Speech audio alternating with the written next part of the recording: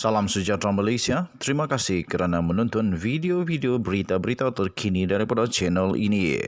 Sebentar lagi kita akan mulakan berita terkini daripada channel ini. Tapi sebelum itu sila pertimbangkan untuk tekan butang subscribe, like dan share. Sebentar lagi kita akan mulakan berita terkini pada hari ini daripada seluruh pelosok Malaysia dan seluruh dunia. Berita terkini.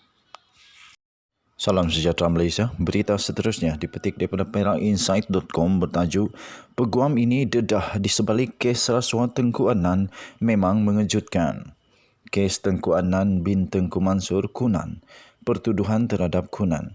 Bahawa kamu pada 14 Jun 2016 di CIMB Bank Berhad Cawangan Pusat Bandar Damansara Level 1 Lot A4 Blok A Pusat Bandar Damansara di dalam wilayah Persekutuan Kuala Lumpur sebagai penjawat awam, iaitu Menteri Wilayah Persekutuan telah menerima untuk diri kamu sendiri suatu barang berharga dengan tiada batas balasan, iaitu wang berjumlah 2 juta ringgit daripada Chai King Kong melalui cek Hong Leong Islamic Bank bernombor 136822 milik Syarikat Aset Kaya Mas Sdn Bhd yang telah didepositkan ke dalam akaun bank CIMB Bank milik Ted Mansori Holding Sdn Bhd nombor akaun 80011179747 yang di dalamnya kamu mempunyai kepentingan, yang mana kamu ketahui Syarikat Aset Kaya Mas Sdn Bhd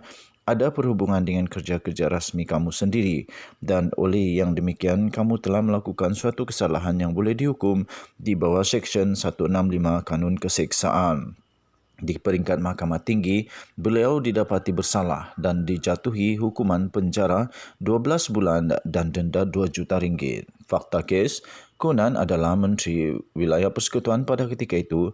April 2013, kementerian itu telah melancarkan program Rumah Mampu Milik RUMA-WIP untuk bina 80,000 buah rumah di atas tanah di BKL. Kunan telah meminta Tan Sri Chai TS, saksi pendakwaan ke-19 untuk turut terlibat dalam projek ini. TS Chai terlibat melalui Syarikat Aset Kaya Mas. Pada 26 Januari 2015, Aset Kaya Mas memberikan surat cadangan kepada DBKL untuk beri sebahagian tanah DBKL itu. Aset Kaya Mas dan DBKL memasuki perjanjian jual beli pada 1 Jun 2016. Kunan adalah Setiausaha Agung UMNO pada ketika itu. Dalam keterangan itu, Kunan telah meminta derma politik dan TS Chai sebanyak 5 juta hingga 6 juta untuk digunakan dalam PRK Kuala Kangsar dan Sungai Besar yang akan diadakan pada 18 Jun 2016. Kunan telah minta TS Chai untuk memberikan derma melalui Syarikat Taj Mansuri Sdn Bhd, dan dalam keterangan TS Chai, dia tidak tahu syarikat itu milik siapa. Dia tak fikir untuk tanya Kunan kenapa derma perlu dibuat kepada syarikat dan bukan kepada UMNO. TS Chai beri derma politik 2 juta kerana itulah kemampuannya pada waktu itu. TS Chai arahkan stafnya tulis cek bertarikh 14 Jun 2016, 2 hari sebelum PRK. Kunan serah cek kepada driver dia pada hari yang sama dan cek itu clear dalam akaun Ted Mansori 16 Jun 2016. Bank sahkan Ted Mansori tidak bayar kepada UMNO. Ted Mansori juga tiada sebarang kaitan dengan aset Kaya Mas. Semasa sesi soal jawab balas, TS Chai mengakui terima resit dari UMNO dan terus keluarkan resit UMNO nombor 376241 bertarikh 4 Jun 2016 berjumlah 2 juta dengan ditulis sumbangan PRK Kuala Kangsar dan Sungai Besar. Resit ini jadi eksibit mahkamah. TS Chai nyatakan resit itu diberikan kepadanya 2 hari selepas beliau beri cek itu.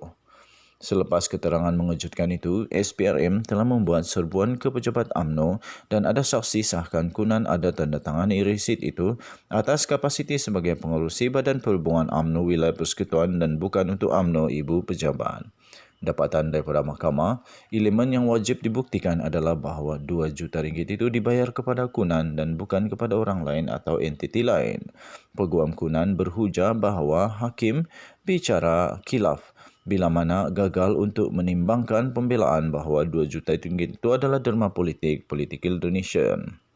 Oleh kerana T.S. Chai adalah saksi pendakwaan dan keterangan T.S. Chai sendiri mengakui bahawa 2 juta ringgit itu adalah derma politik dan bukan untuk kunan, maka pendakwaan adalah terikat dengan keterangan saksinya sendiri. Keterangan pegawai penyiasat juga menyifatkan bahawa 2 juta ringgit itu adalah derma T.S. Chai untuk PRK Kuala Kangsar dan Sungai Besar. Mahkamah dapati pendakwaan juga gagal untuk soal semula T.S. Chai berkaitan isu ini. Tiada impeachment dibuat ke atas saksi ini juga. Resit itu juga tidak dibuktikan sebagai palsu. Hakim bicara gagal untuk timbangkan hal-hal itu menyebabkan sambitan ke atas kunan tidak selamat.